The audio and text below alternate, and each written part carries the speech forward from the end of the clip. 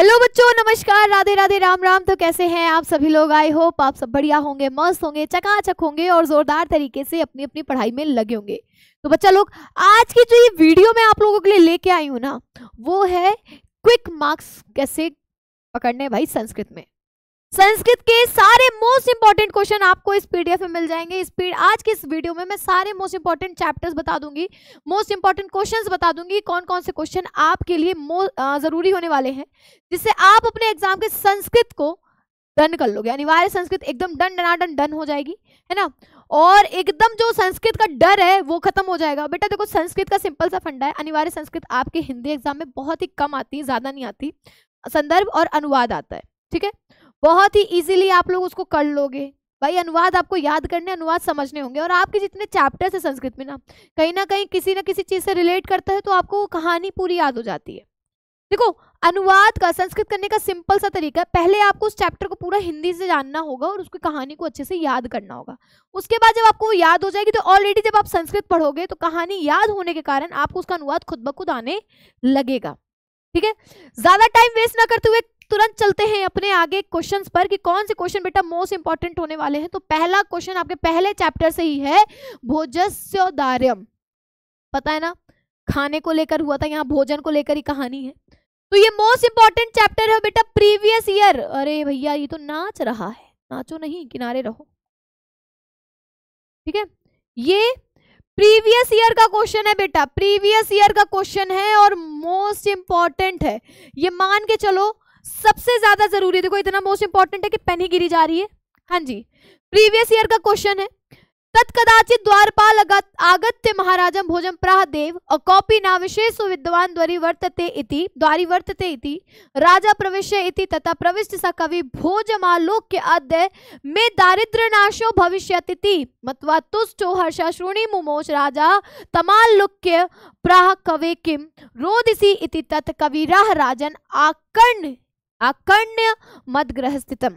ठीक है, ये है। बहुत इजी वे में कर लोगे, सीधा सीधा यहाँ संदर्भ आपको लिखना है कि प्रस्तुत गद्यांश हमारी पाठ्य पुस्तक के संस्कृत भाग में संकलित भोजस्योदार्यम नामक पाठ से उद्धृत है, ठीक है। उसके बाद आपको उसका अनुवाद कर देना है कि इसके बाद कभी द्वारपाल ने आकर महाराज भोज से कहा कि देव केवल लंगोटी पहने, मतलब अति दरिद्र। देखो यहाँ पर लिखा हुआ है ना कि देव कौपि नाविशेषु विद्वान् द्वारि वर्तते, ठीक है। राजा बोले प्रवेश कराओ, एक विद्वान द्वार पर खड़ा है, राजा बोले प्रवेश कराओ। ये देखो यहाँ लिखा हुआ है तत् प्रविष्ट स कवि, यहाँ लिखा है प्रवेश इति, राजा प्रवेश इति। राजा ने क्या बोला बेटा कि उसका प्रवेश करवाया जाए, ठीक है। तब प्रविष्ट होकर उस कवि ने भोज को देखकर आज मेरी दरिद्रता का नाश हो जाएगा यह मानकर विश्वास कर प्रसन्न हो खुशी के आंसू बहाए, ठीक है। और राजा ने उसे देखकर कहा कि हे कवि रोते क्यों हो। तब कवि बोला राजन मेरे घर की दशा सुनिए। बहुत ही इजी एक्सप्लेनेशन है बेटा ना, आराम से। अगर आपको कहानी याद हो रखी है, संस्कृत की कहानी अगर आपको अच्छे से याद है, तो इसको भी बहुत ही आसान तरीके से आप लोग कर लोगे। और बहुत ही छोटी वीडियो में आपको सारे मोस्ट इंपॉर्टेंट क्वेश्चन मिल जाएंगे और कहीं नहीं जाना, यहीं पर आना है। एक एक क्वेश्चन का यहाँ पर बता दूंगी कौन सा इंपॉर्टेंट है कौन सा नहीं है। वहीं आगे चलते हैं, अगला जो क्वेश्चन है वो आत्मज्ञ एवं सर्वज्ञ का है बेटा। ये क्वेश्चन मोस्ट इंपॉर्टेंट है, प्रीवियस ईयर का क्वेश्चन है। यहाँ जितने क्वेश्चन मैं लेके आई हूँ सारे प्रीवियस ईयर के हैं, पिछले कई वर्षों से लगातार पूछा जा रहा है। और कितना सिलेबस ही है अनिवार्य संस्कृत का, इतना सा तो सिलेबस है, घूम फिर के वहीं से तो देंगे, कहीं बाहर से तो ला के देंगे नहीं, है ना। छोटू सा तो सिलेबस है, वहीं पर आके टिकेंगे। तो ये वाला मोस्ट इंपॉर्टेंट है कि याज्ञवल्क्यो मैत्रियमुवाच मैत्रीय युद्धास्यन अहम अस्मात् स्थानादस्मि तत्स्य अन्य कात्यायन्या विच्छेदम करवाणि इति मैत्रेयी उवाच यदि इदं सर्वा पृथ्वी वित्तेन पूर्णा स्यात् तत्की तेनाह मृतास्यामिति याज्ञवल्क्य उवाच नेति यथैवोपकरणवन्तां जीवनं तथैव ते जीवनं स्यात् अमृतत्वस्य तु नाशास्ति वित्तेन इति सा मैत्रेयी उवाच प्रिया न सती त्वं प्रियं भाषसे, ठीक है। इसका अनुवाद आप लोग आराम से कर लोगे कि प्रस्तुत गद्यांश हमारी पाठ्य पुस्तक के संस्कृत भाग में संकलित आत्मज्ञ एवं सर्वज्ञ नामक पाठ से उद्धृत है। याज्ञवल्क्य में मैत्रेय से कहा कि हे मैत्रेय, मैं गृहस्थ आश्रम को त्याग कर इस स्थान से ऊपर पारिव्राज्य नामक अन्य आश्रम में जाने वाला हूँ। ठीक है, ये आप इसको पूरा एक्सप्लेन कर दोगे। अतः इस कात्यायनी नामक दूसरी पत्नी से तुम्हारा संपत्ति का बंटवारा कर दूं। यह सुनकर मैत्रेयी ने कहा, यदि संपूर्ण पृथ्वी धन से पूर्ण हो जाए तब भी क्या मैं उससे अमर हो जाऊंगी? याज्ञवल्क्य ने कहा, नहीं, जैसा साधन संपन्न धनिकों का जीवन होता है वैसा ही तुम्हारा भी जीवन होगा। धन से अमरता की आशा नहीं है। ठीक है, इस तरीके से आप एक्सप्लेनेशन कर दोगे। आगे है कि जैसे सभी धनवान लोगों को अध्यात्म की ओर ध्यान नहीं, वैसे ही तुम भी हो। तब उस मैत्रेयी ने कहा कि जिससे मैं अमर न हो सकूं उसे क्या करूंगी?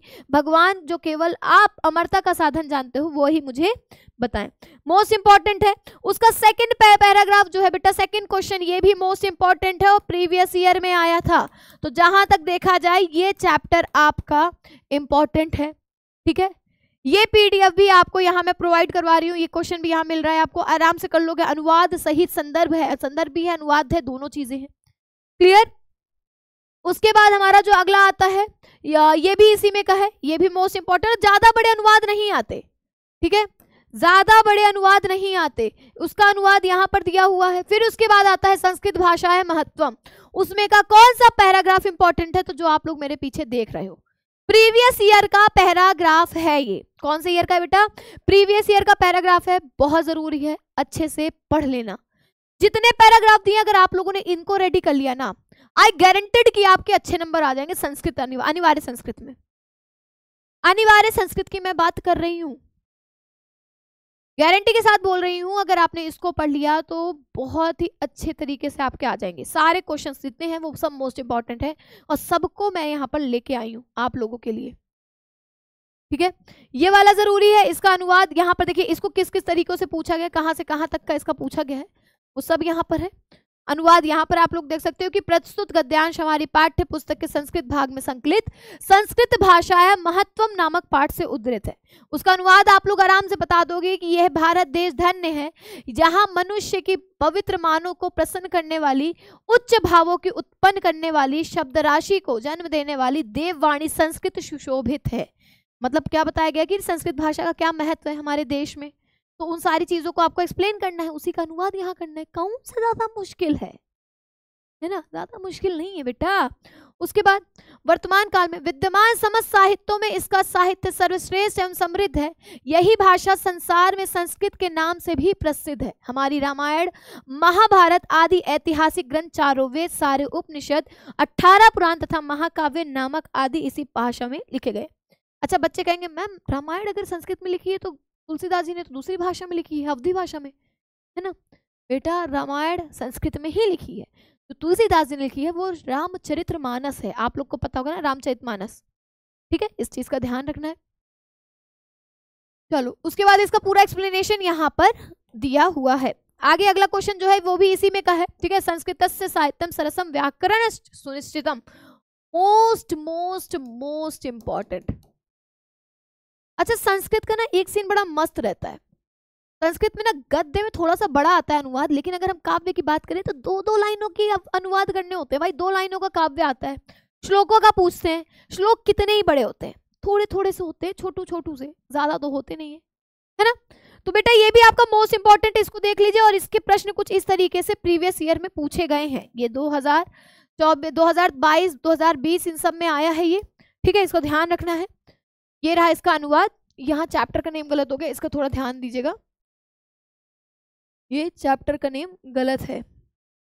उसके बाद जो नेक्स्ट चैप्टर मोस्ट इंपॉर्टेंट है जातक कथा, जिसमें उल्लुक जातकम, ये वाले में ये वाला पैराग्राफ इंपॉर्टेंट है कि अतीते प्रथम कल्पे जना एक मम्भिरूपम सौभाग्य प्राप्तम सर्वाकार परिपूर्ण पुरुषम राजानुकुर्वम चतुष्पदा अपि सानिपत्य एक सिंह राजानुकुर्वम तथा शकुनिघ्ना हिमवत प्रदेशे कस्मिन् पाषाणे सानिपत्य मनुष्यते राजा प्रज्ञायते तथा चतुष्पदे च अस्माकं पुनरंतरे राजा नास्ति अराजको वासो नाम न वर्तते एको राजस्थाने स्थापयत्यव इति उक्तवन्तः अथा ते परस्परं लोक्यन्त एक मुलुकम दृष्टा अयम नो रोचते इत्वचेन। इसमें क्या कहानी थी?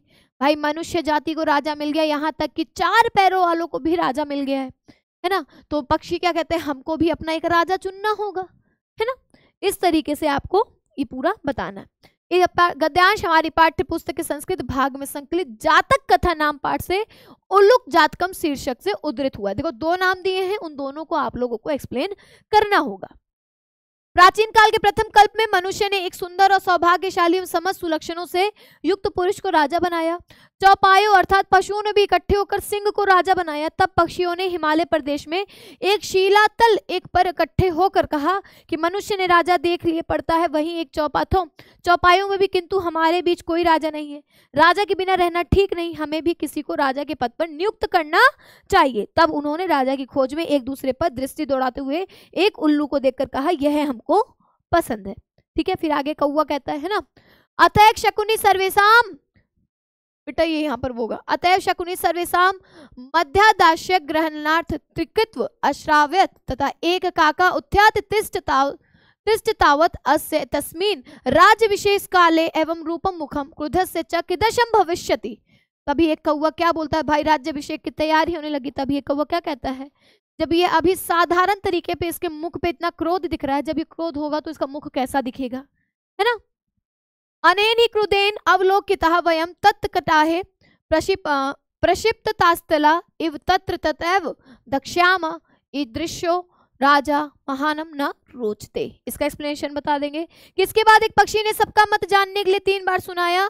तब तक कौवा उठकर बोला, जरा ठहरो, इसका राज्यभिषेक के समय ही अर्थात इस अतीव हर्ष के अवसर पर ही ऐसा मुख है तो क्रुद्ध होने पर कैसा होगा।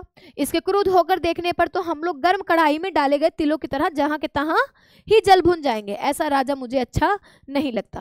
तो ये भी उसमें का बेटा, इसको ध्यान मत दीजिएगा, इसको मैं देख लूंगी, ठीक है। चलो उसके बाद अगला क्वेश्चन, अतीत प्रथम कल्पे चतुष्पदा सिंगम राजनम कुर्वम। ठीक है, ये नृत्य जातकम का है, किसमें का है, नृत्य जातकम का। इसका अनुवाद यहाँ पर है, मोस्ट इंपॉर्टेंट है, आप लोग आराम से कर लोगे। ठीक है, ये आराम से आप लोग करते चलोगे, ठीक है। हाँ जी, उसके बाद आ जाते हैं महामना मालवीय। महामना मालवीय, महान मनुष्य कौन बेटा, मालवीय जी के बारे में, इनके बारे में बताया गया। तो इनका ये वाला क्वेश्चन मोस्ट इंपॉर्टेंट है, अगर आप इसको देख लोगे तो एकदम क्लियर हो जाएगा।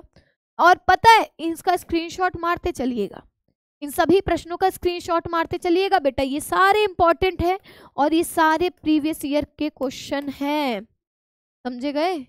ये सारे के सारे मोस्ट इंपॉर्टेंट है और ये सारे प्रीवियस ईयर के क्वेश्चन है, कहीं इधर उधर के नहीं है। क्लियर है, ठीक है।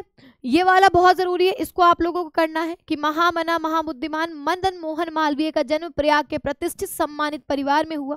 भाई साहब पता चल रहा है कि महामनस्विन मदन मोहन मालवीय से जन्म प्रयाग प्रतिष्ठित परिवार भवत, लिखा हुआ है ना कि उनका प्रतिष्ठित परिवार में जन्म हुआ। अस्य पिता पंडित वज्रनाथ मालवीय संस्कृत से सम्मान्य विद्वान आसीत। इनके जो पिता थे पंडित वज्रनाथ मालवीय संस्कृत के बहुत ही सम्मानित और बहुत ही उच्च विद्वान थे।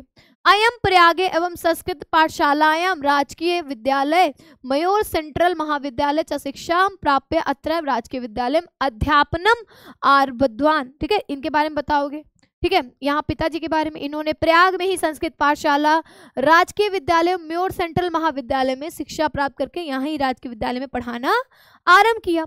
युवक मालवीय अपने प्रभावपूर्ण भाषण में मनुष्यों का मन मोह लेते थे, इसलिए इनके मित्रों ने इन्हें वकील की पदवी प्राप्त करने के देश उच्चतर सेवा करने को प्रेरित किया। ठीक है, उसी के अनुसार इन्होंने कानून की परीक्षा उत्तीर्ण करके प्रयाग में उच्च न्यायालय में वकालत आरंभ कर दी।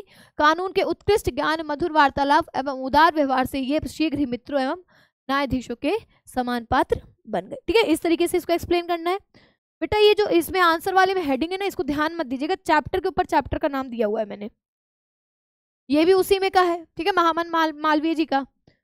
उसके बाद आता है आपका अगला जो है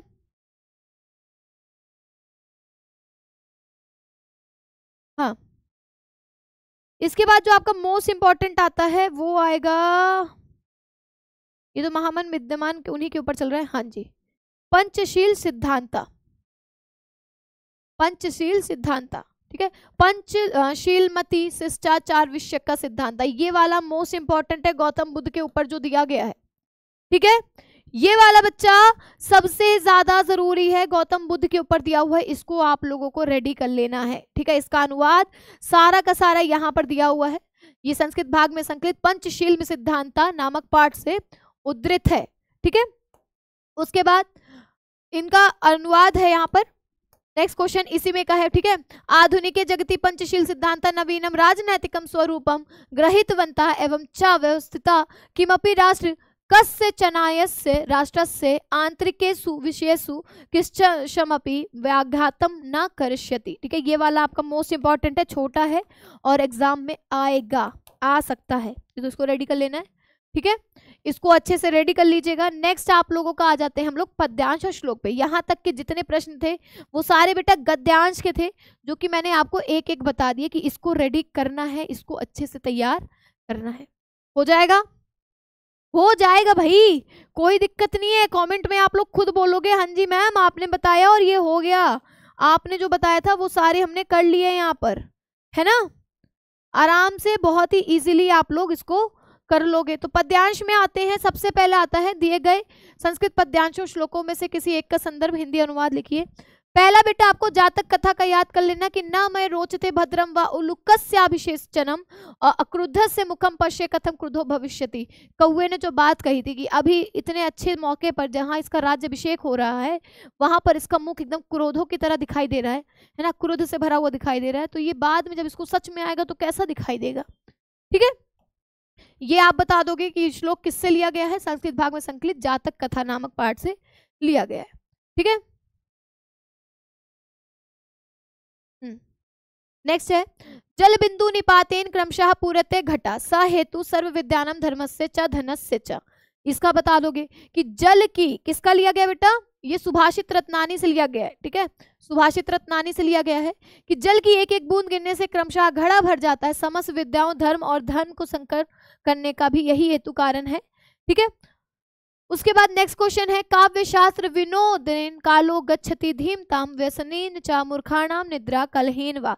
बता आपका जो ये वाला चैप्टर है ना सुभाषित रत्नानी, सुभाषित रत्नानी मोस्ट इंपॉर्टेंट है, इसको आपको अच्छे से रेडी करना है।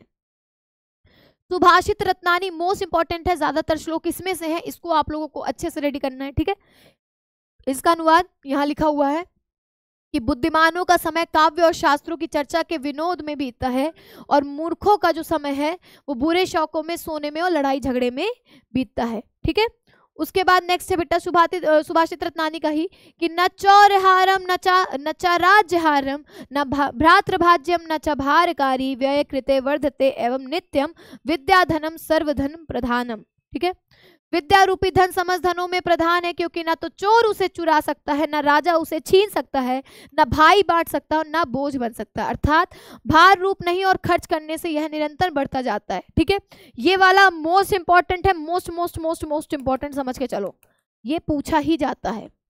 ठीक है, इसको कर लेंगे आप लोग। नेक्स्ट आप लोग का आता है सुभाषित रत्नानी का ही कि परोक्ष कार्य हंतारम और प्रत्यक्ष प्रियवादिनम वर्जयत्यादृशम मित्रम विषकुंभम पयोमुखम। ठीक है, कि जो पीठ पीछे काम बिगाड़ने वाला हो पर सामने मीठा बोलने वाला हो, ऐसे मित्र को उसी प्रकार छोड़ देना चाहिए जिस प्रकार विष से भरे घड़े को जिसके ऊपरी भाग में दूध हो छोड़ दिया जाता है। ठीक है, कितना भी अच्छा क्यों ना हो उसको त्याग देना चाहिए। नेक्स्ट आपका है परोक्ष कार्य हंतारम प्रत्यक्ष प्रियवादिनम और व्रज, ये तो हो गया, ये तो अभी पढ़ा है ना हमने।